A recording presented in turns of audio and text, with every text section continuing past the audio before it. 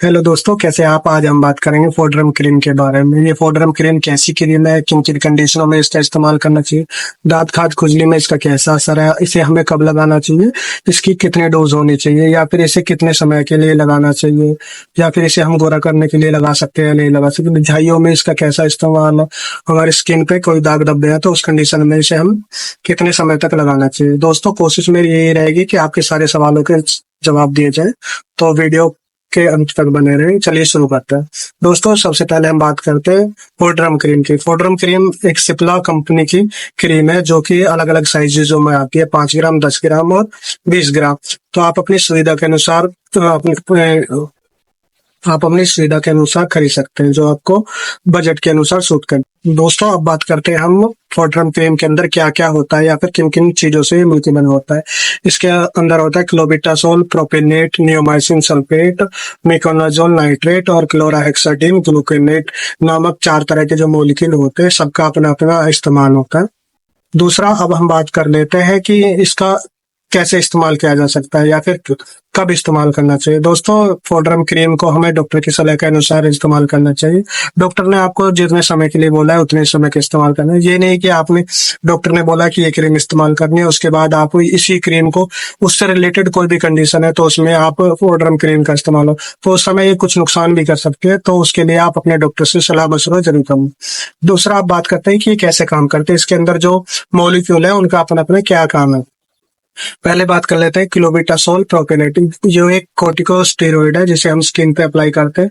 जैसे एक्जिमा और सोराइसिस की कंडीशन में आपने देखा होगा कि दांत के साथ जो राउंड राउंड शेप में आ जाते हैं, उनमें स्वेलिंग आ जाती है, तो उस कंडीशन में जो क्लोबिटासोल प्रोपेनेट है उस सूजन को कम करके मरीज को फायदे दिलाता है। अब बात करते हैं हम नियोमाइसिन। नियोमाइसिन एक तरीके का एंटीबायोटिक है जो कि हमारे बैक्टीरियल ग्रोथ को रोक देता है। आपने देखा होगा कि कुछ मरीजों में जो दांत खाज खुजली काफी लंबे समय तक होती है और वो फैल रही होती है, मतलब आपने जिस हिस्से में हो रही है उस हिस्से को खुजा देते हैं तो वो दूसरे हिस्से में भी फैल लेते हैं, तो उस कंडीशन में नियोमाइसिन और बैक्टीरिया को ग्रोथ को रोक देते हैं। अब बात करते हैं कि मिकोनाजोल। मिकोनाजोल एक एंटी फंगल है।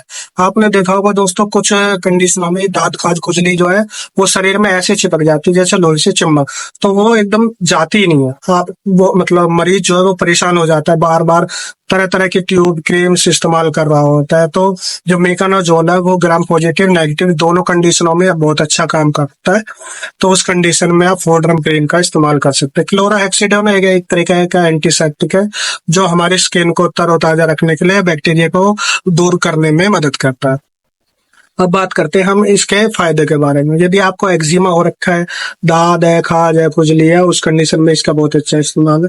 आपकी जांघें लग जाती हैं बार बार, वहां पे स्वेलिंग आ जाती है, दर्द महसूस होता है, उस कंडीशन में आप इसे लगा सकते हैं। सर्दियों के समय में आपने देखा होगा कि जो फीमेल्स होती हैं उनके हाथ पैर की उंगली जो है सूज जाती है, तो उस कंडीशन में आप इसे लगा सकते हैं।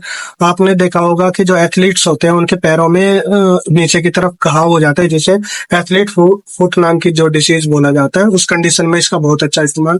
यदि आपकी स्किन में किसी इंसेक्ट ने काट लिया है, कोई फोड़ा फुंसी हो चुका है, जिसमें खुजली हो रखी है, स्वेलिंग चल रही है, तो उस कंडीशन में आप उसे लगा सकते हैं। आपके बगल में या फिर जो अंडर आर्म्स है वहां के हिस्से में कोई रैशेस हो चुके हैं या ईचिंग हो रही है बार बार, तो आप उस कंडीशन में आप इसे इस्तेमाल कर सकते हैं। इसके नुकसान क्या हो सकते हैं? फोड्रम क्रीम के वैसे तो कोई इस्तेमाल नहीं है, लेकिन अगर आप इसे झाइयों को दूर करने के लिए लगा रहे हैं या फिर गोरा होने के लिए लगा रहे हैं या फिर एक उचित सीमा से लेके बहुत अधिक लंबे समय तक इसका इस्तेमाल कर रहे हैं, तो उस कंडीशन में आपकी स्किन जो है सूख जाती है, येलो येलो दिखने लगती है, या फिर उसमें जो ना स्किन पतली हो जाती है। जब आप धूप में निकलेंगे तो आपकी स्किन में बिल्कुल रेडनेस आ जाएगी, आपको मतलब एक तरीके से चुभन, इरिटेशन टाइप का महसूस होगा। तो कोशिश ये रहेगी कि आप अपने डॉक्टर की सलाह के अनुसार ही फोड्रम क्रीम का इस्तेमाल करें, अपनी मर्जी से बिल्कुल भी ना करें।